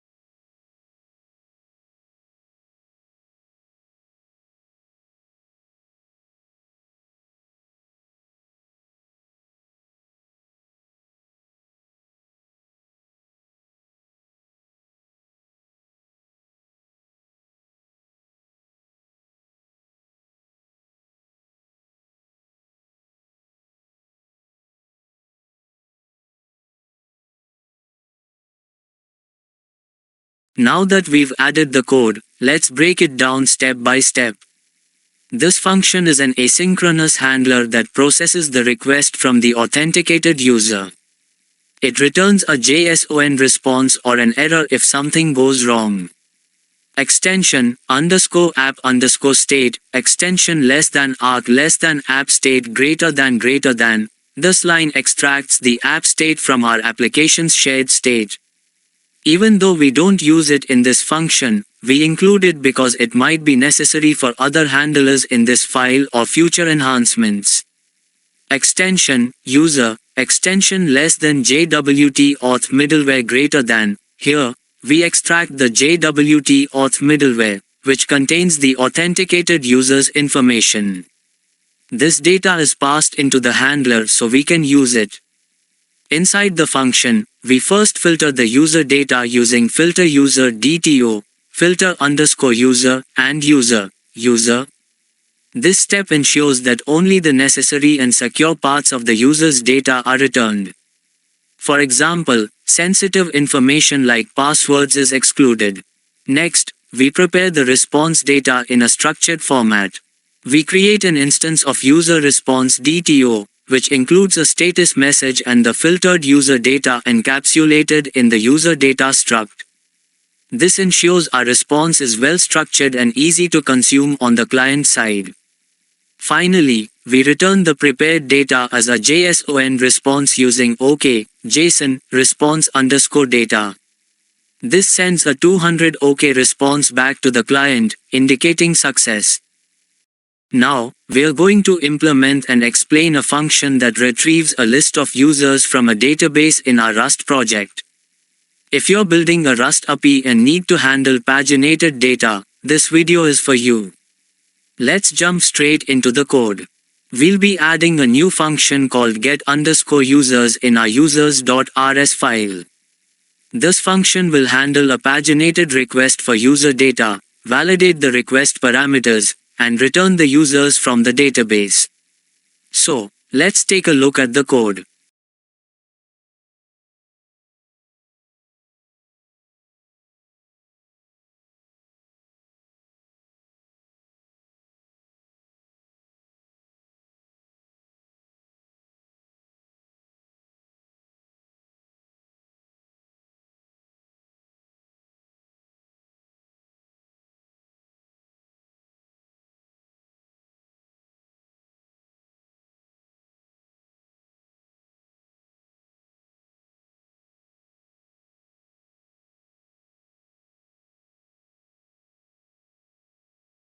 If you're a web designer, here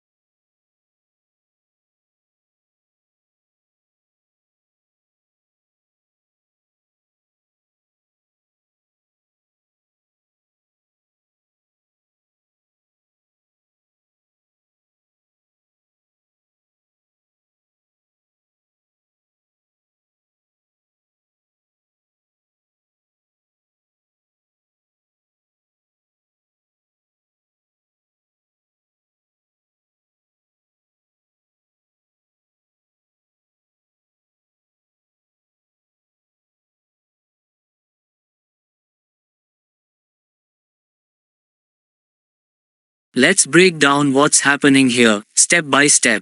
First, we define the function get_users as an asynchronous function with the async keyword. It takes two parameters, query_params, and extension, app_state. Query_params, extracts the query parameters from the request, which we'll use for pagination. Extension, app_state, allows us to access shared application state, which includes our database client. The first thing we do inside the function is validate the query parameters using the validate method on query_params. If the validation fails, we return a bad_request error. This ensures that only valid requests are processed further. Next, we extract the page and limit parameters from query_params. If these aren't provided in the request, we set default values, page defaults to 1 and limit defaults to 10. These values determine which page of results we are fetching and how many users per page. We then call the get_users method on our database client, passing in the page and limit parameters. This method returns the users for the requested page.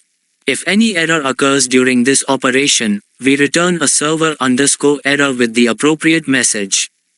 After that, we retrieve the total count of users in the database using the get_user_count method. Again, if this operation fails, we return a server_error. Finally, we prepare the response by creating an instance of user_list_response DTO. This struct contains three fields. Status, which indicates the success of the operation. Users, which contains the list of users retrieved, filtered using the filter_user DTO, filter_users method. Results, which holds the total count of users. Let's break down what's happening here, step by step. First, we define the function get_user. Now, we'll be adding a new function called update_user_name in our users.rs file. This function will handle a request to update the name of a user, ensuring that the request is valid and that the user is authenticated. Let's take a look at the code.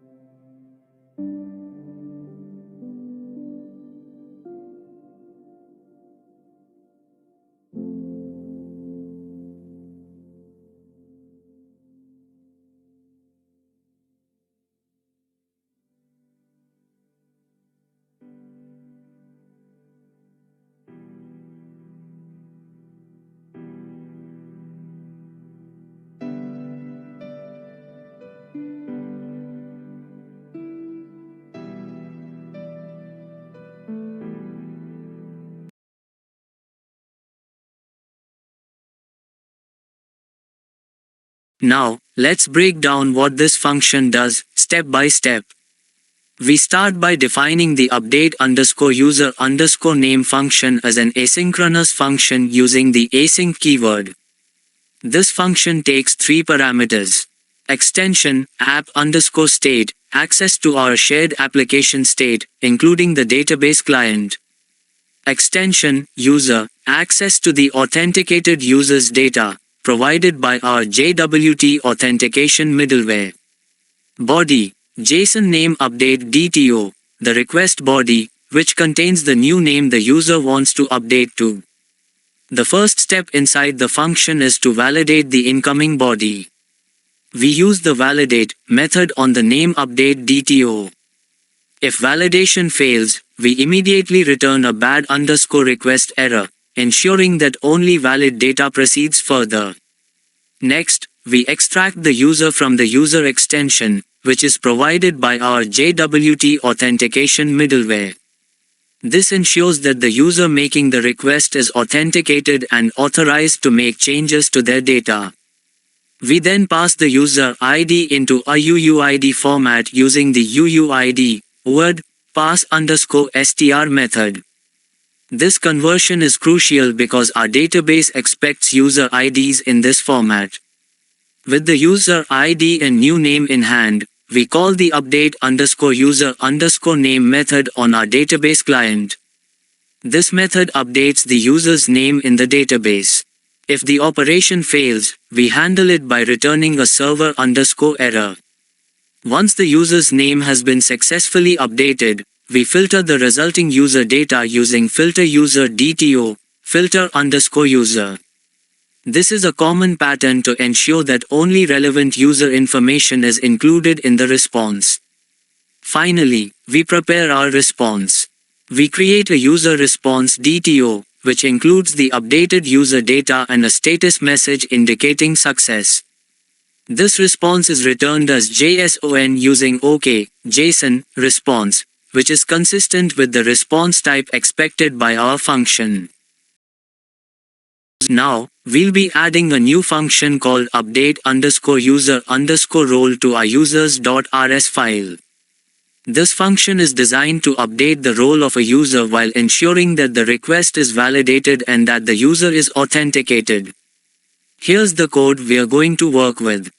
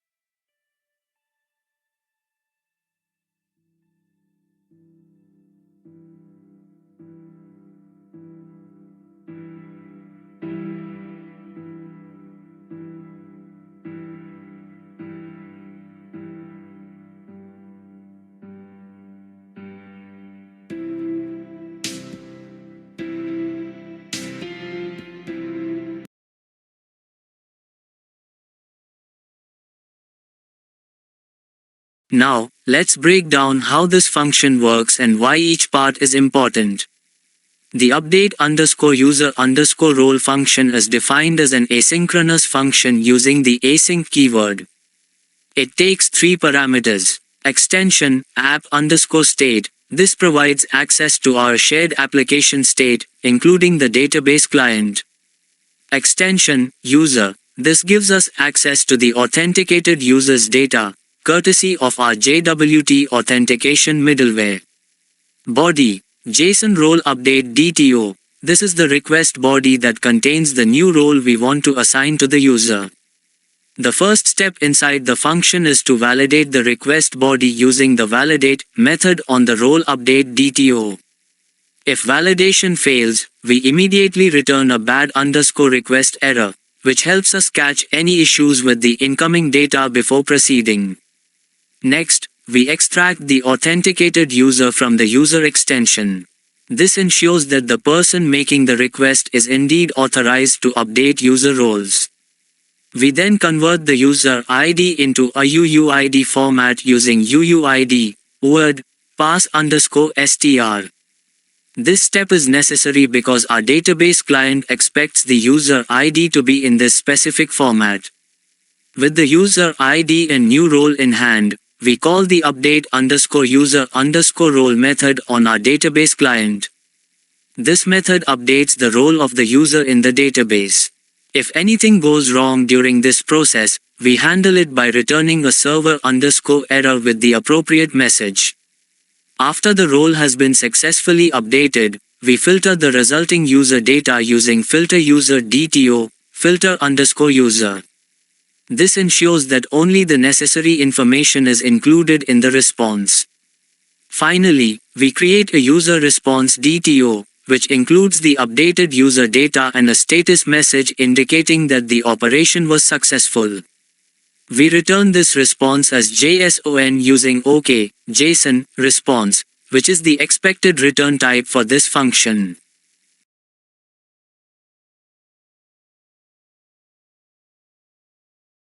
Now, we're going to add a new function called update_user_password to our users.rs file.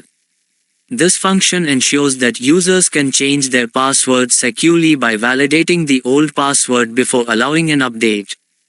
Here's the code we're working with.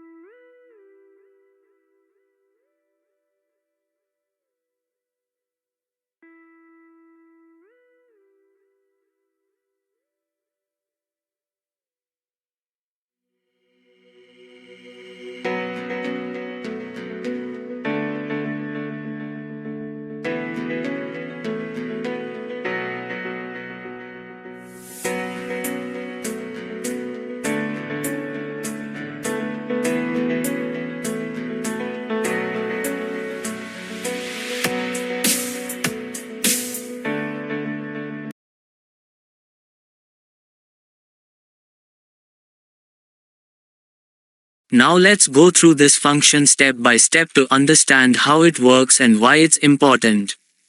The update_user_password function is an asynchronous function, indicated by the async keyword. It takes three parameters. Extension, app_state. This gives us access to our application's state, including the database client. Extension, user. This provides the authenticated user's details, thanks to our JWT authentication middleware. Body, JSON user password update DTO. This contains the user's old and new passwords. The first step is to validate the incoming request body using the validate method on the user password update DTO. If validation fails, we return a bad_request error, ensuring only well-formed data is processed. Next, we extract the authenticated user's ID and pass it into a UUID format using UUID, UID, pass_str. This step is crucial because our database operations require the user ID in this format. We then fetch the user's current details from the database using get_user. If the user doesn't exist or there's an issue, we return an appropriate error, either server_error or unauthorized.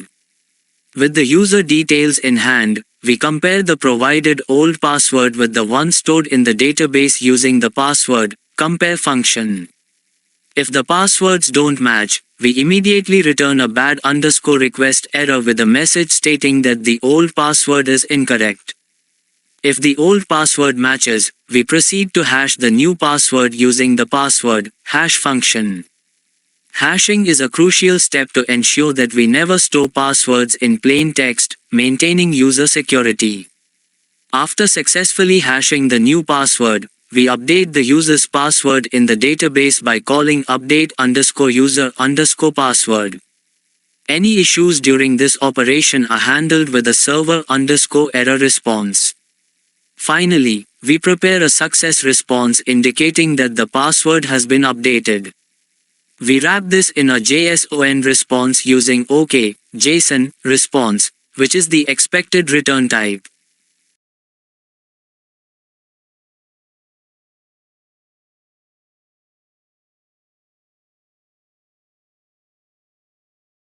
Now, we're going to add a function called users_handler to our users.rs file. This function creates a router that handles different user-related operations like getting user details, updating user roles, and more. Here's the code we'll be working with.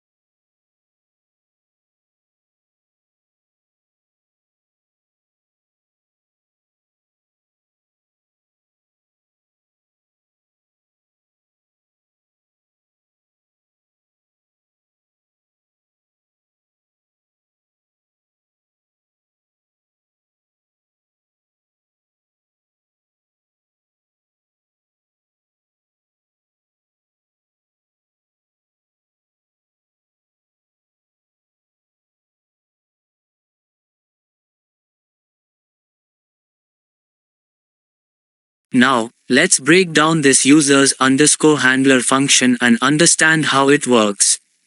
The users_handler function is defined as a public function that returns a router. This router is responsible for managing the routes related to user operations in our application. The router, new, creates a new router instance, which we then configure with different routes. The first route we define is get_me, which is handled by the get_me function. This route is layered with middleware that checks if the user has the necessary role to access this route. The middleware function role_check is used here to ensure that only users with the admin or user roles can access this endpoint. The middleware layer is a crucial aspect of this route. We apply the middleware from _fn function, which wraps our role checking logic around the request. This ensures that any request to me or users first goes through the role checking function before reaching the actual handler function. This approach makes our API more secure by restricting access based on user roles. Next, we have the get users route, which is handled by the get_users function.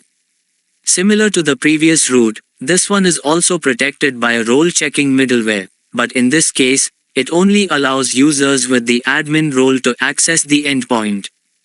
This is especially important for operations that should only be performed by administrators, like viewing a list of all users. After setting up our role-based routes, we define 3 more routes for updating user details. Put name. This route is handled by the update_user_name function and allows users to update their names. Put role. This route, handled by update_user_role, is used for updating user roles. Put password. This route, handled by update_user_password, enables users to update their passwords. These routes don't have the role-checking middleware applied, meaning they can be accessed by any authenticated user. The users_handler function effectively centralizes all user-related routes into a single router, making our code cleaner and more organized. It also enhances security by applying role-based access control to sensitive operations. Now, we're going to set up a crucial part of your web application, routing. We'll be creating a new file called routes.rs and adding a function named create_router. This function will help us manage different API routes efficiently. Let's dive right into it. First, let's create a new file in our project directory named routes.rs. This file will house our create_router function, which is essential for organizing the routes in our application.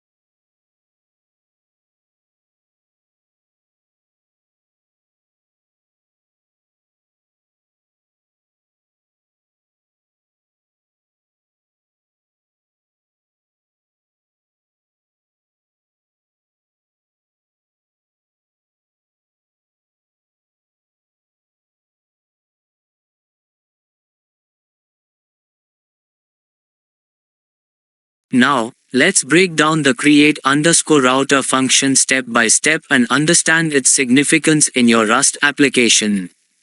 The create_router function is a public function that takes an Arc app state as its parameter and returns a router. The Arc app state allows us to share the application state across different routes safely and efficiently in a multi-threaded environment. This is crucial for accessing shared resources like database connections. Inside the function, we start by creating a new router instance, named API_root. This router will nest different route handlers under specific paths, making it easier to manage and organize your routes. The first route we nest under API_root is Auth. This route is linked to an Auth_handler function, which will manage authentication-related operations. Nesting routes like this keeps your code modular and clean. Next, we nest the users route, which is connected to the users_handler function. This route is layered with middleware using middleware, from _fn, auth. The auth middleware ensures that only authenticated requests can access these user-related endpoints, adding a layer of security to your application. We then add a trace layer using the layer, trace layer, new _for_HTTP method. The trace layer is useful for logging and monitoring HTTP requests, which can help you debug and track your application's performance. Finally, we add an extension layer with layer, extension, app_state. This allows us to pass the shared app state across all routes within the router, giving us access to the application state whenever needed. After setting up API_root, we nest it under the API path in a new router. This structure organizes your API under a common path, making it easier to manage and scale as your application grows. And that's how you set up the create_router function in Rust. This function is a key part of your application's infrastructure, ensuring your routes are well organized, secure, and easy to maintain. Now, we're going to enhance our Rust web application by updating the main.rs file. Specifically, we'll be replacing the existing routing setup with a more organized and modular approach by using the create_router function we previously defined in routes.rs. Let's jump right into the code. Let's open up the main.rs file and make the necessary changes. First, here's the existing setup in main.rs. Currently, we're initializing a new router directly in the main.rs file and adding the application state and CORS layer. While this works, it can become cumbersome as your application grows. Instead, we'll replace this with a call to the create_router function we created in our routes.rs file. Let's make that change now. Now, let's break down what this change does and why it's important. Instead of initializing a new router directly in main.rs, we are now using the create_router function. This change moves the responsibility of setting up routes to a dedicated file, routes.rs, which we covered in a previous video. This keeps your main.rs cleaner and your routes more organized. We pass the app_state to the create_router function using an arc for thread-safe sharing across multiple routes. The arc, new app_state, clone, ensures that even though the state is shared, it remains immutable across the application, preventing any unintended modifications. We then add the CORS layer to handle cross-origin requests, just like before. By chaining this to the create_router function, we ensure that all routes within the application benefit from the same CORS configuration, maintaining consistency. This change improves the modularity of your application. As your project grows, adding new routes or modifying existing ones becomes easier and more intuitive. The separation of concerns between main.rs and routes.rs also enhances maintainability, making your code base cleaner and easier to navigate.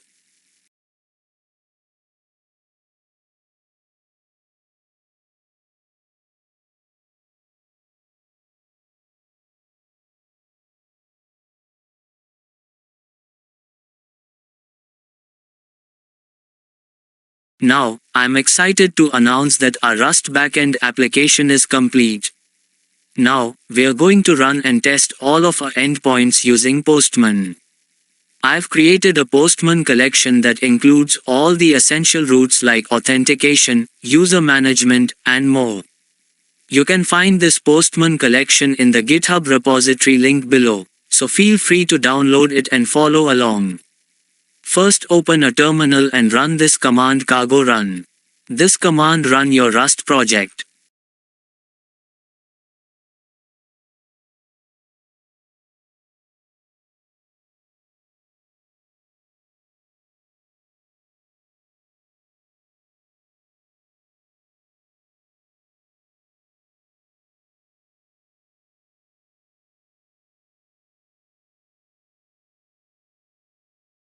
Now, our Rust backend application running successful.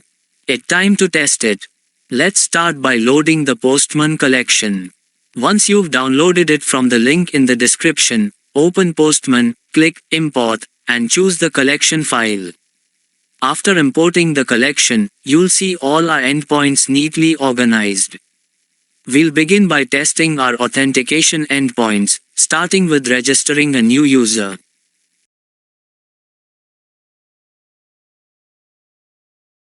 Our first test will be the register endpoint. This allows a user to create an account by sending their email, name, and password. Let's send a post request to host auth register with a JSON body that includes the user's email, name, and password. Once we send the request, the backend will create the user and send back a response confirming the registration. Now, let's check the email inbox for the verification link. After registering, the user needs to verify their email. You should receive an email containing a link to verify your account.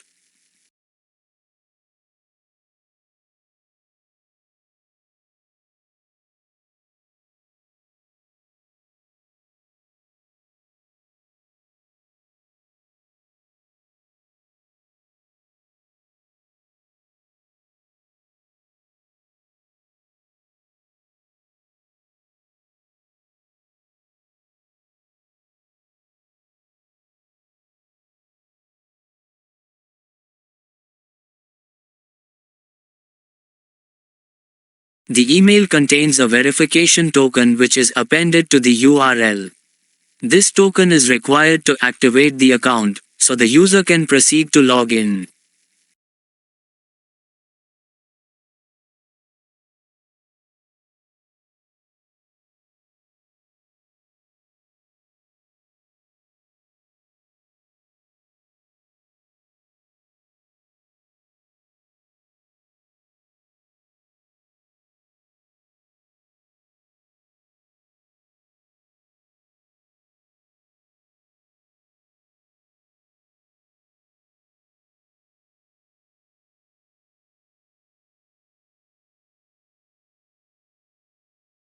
Clicking the link will send a GET request to the host auth verify token equals youremailverifytoken endpoint. Once this request is successful, your email will be verified, and the user can log in.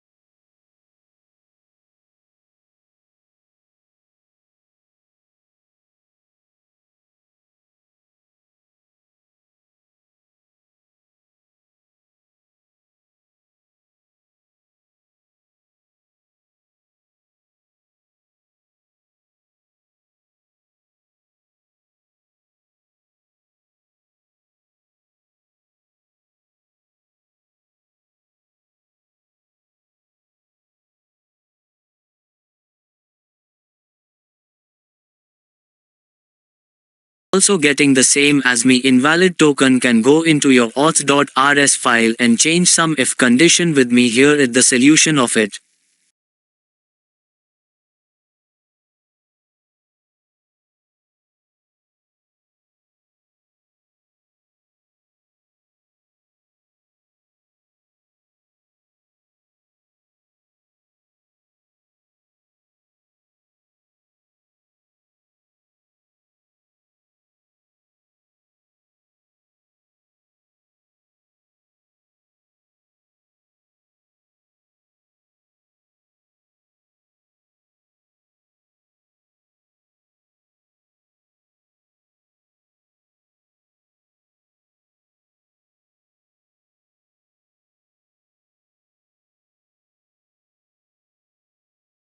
After the change it of it, now run again your Rust backend and test it again. Email verify link.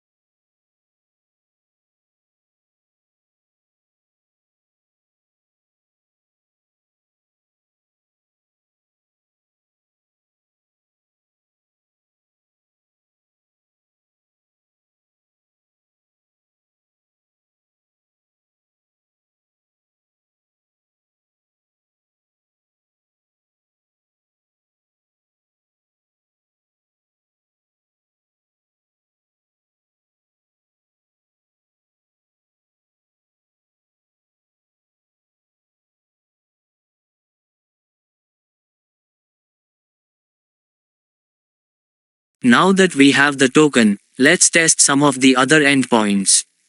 First, we'll try the getMe endpoint, which retrieves details of the logged in user.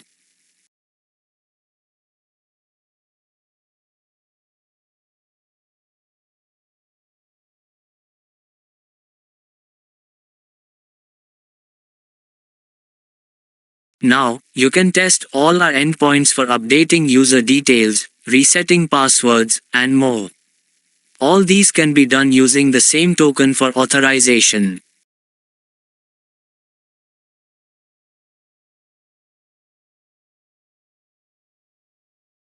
That's a wrap for today's video on building a Rust backend with Axum. We've covered everything from setting up routing and database integration, to implementing user authentication and sending email verification links to users. In our next video, we'll move to the front end, using SvelteKit to connect with this backend and create a seamless full-stack application. If this video was helpful, please give it a like, subscribe to Aarambh Dev Hub for more Rust and full-stack development tutorials, and hit the bell icon to get notified of new content.